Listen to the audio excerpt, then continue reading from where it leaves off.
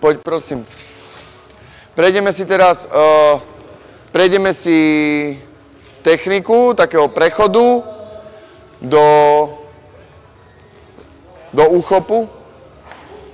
No, a pôjdeme takto, pozeraj, jeden vás chytí, a počúvajte ma, ideme si to umožňovať, ideme si to zľahka nacvičovať, pretože potrebujeme, aby sme sa neunavovali nejakým spôsobom až tak pri tom, pretože keď budeme extrémne unavení, budeme viac bojovať s tou únavou, jak s tým, že sa niečo vôbec učíme a nič sa nenaučíme. Potom prídu boje a budete to skúšať v boji.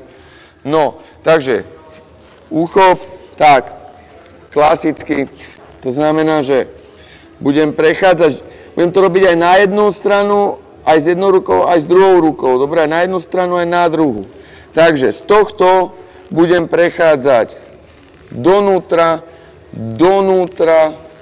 cez jeho biceps, triceps, svoju ruku, ťahám ako keby na jeho prsa a pôjdem dve variácie. Prvá, s druhou rukou chytím za krk, keď ľavá ruka robila overhook, pravá ruka chytá za krk a pôjdem koleno. Následne na to tá ruka, ktorá drží krk, pravá, teraz sa takto slajzne po jeho hlave a odtlačí jeho hlavu do strany. Kedy by som v zápase dával koleno do hlavy, ale tu ho budem dávať do brucha. Dobre? Tento úchop je stále pevný. Tento, není laxný. Nepúšťaš ho. Je pevný. Následne na to prejdem rovno v tom, jak som, do tej istej variácie, len do druhej strany. To znamená, teraz moja pravá ruka chytá overhook, ľavá ruka prechádza cez na jeho krk, dávam koleno, prechádza moja ruka cez jeho hlavu, otláča, držím pevne stále overhook, dáva koleno.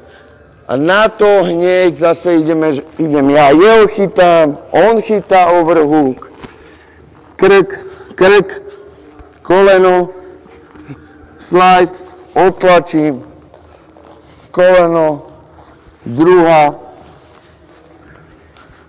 nice, overhook, nice, odtlačím, koleno. Dobre? A takto sa budeme hrajkať. Raz jeden, raz druhý. Raz jeden, raz druhý. Jeden drží za krk, ľahko. Druhý chytá overhook, chytí za krk, dá koleno. Tá ruka, čo drží za krk, prejde cez jeho hlavu, odtlačí hlavu, dá koleno. Druhý overhook, krk, koleno. Prejde, odtlačím hlavu, koleno a ide druhý. Je to jasné? Je?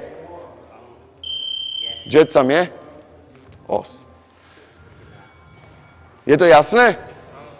Pozrieme sa. Poďme, šup.